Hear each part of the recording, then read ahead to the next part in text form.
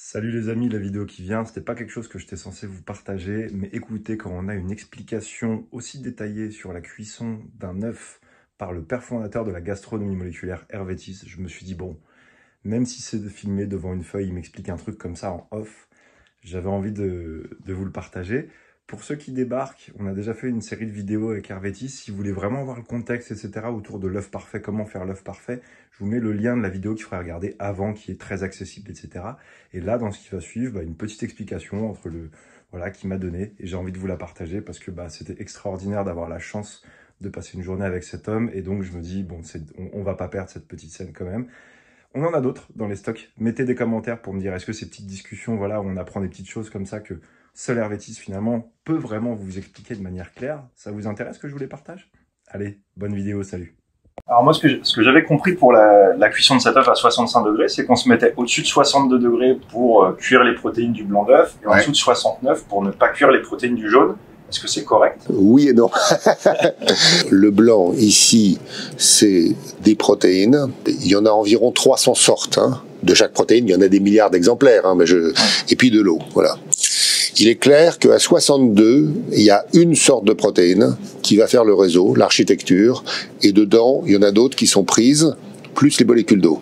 Donc ça c'est en formant les ponts disulfure qu'elles seront squeezées. Avec des ponts disulfure, ça fait donc un gel très délicat parce que la première protéine qui coagule à 62, il n'y en a pas beaucoup. Donc c'est pour ça que ça reste laiteux quand c'est pas encore pris. Si on monte, mettons, à 70, à ce moment-là, il y a donc le premier gel que je représente comme ça, le même réseau, la même architecture, le même échafaudage, le même filet de pêcheur en quelque sorte. Et puis dedans, il y en a d'autres et celles-là, elles vont en faire un deuxième. Ça, c'est plus dur que ça, parce que les poissons sont mieux pris, c'est mieux tenu. Et il y a toujours les molécules d'eau, voilà. Et puis, si on monte encore plus haut, ça va être très, très, très... Et puis, quand ça devient l'œuf dur, c'est plein de filets de pêcheurs qui sont tenus. Donc là, c'est dur. C'est dur, voilà. Ça, c'est pour le blanc. Maintenant, pour le jaune, c'est plus compliqué. Alors, c'est plus compliqué et beaucoup plus intéressant, en vrai. Il y a 50% d'eau, pas 90, mais c'est pas grave. Il y a des graisses. Alors, par exemple, il y a des phospholipides, il y a des triglycérides, il y a des tas de machins. Et puis, surtout, donc, il y a les protéines. Alors, il y en a 15% de protéines. Voilà. Il se trouve qu'à 61 et des poussières, certaines des protéines qui vont vouloir coaguler, alors elles vont commencer à coaguler comme ça, mais ça va pas prendre complètement en gel.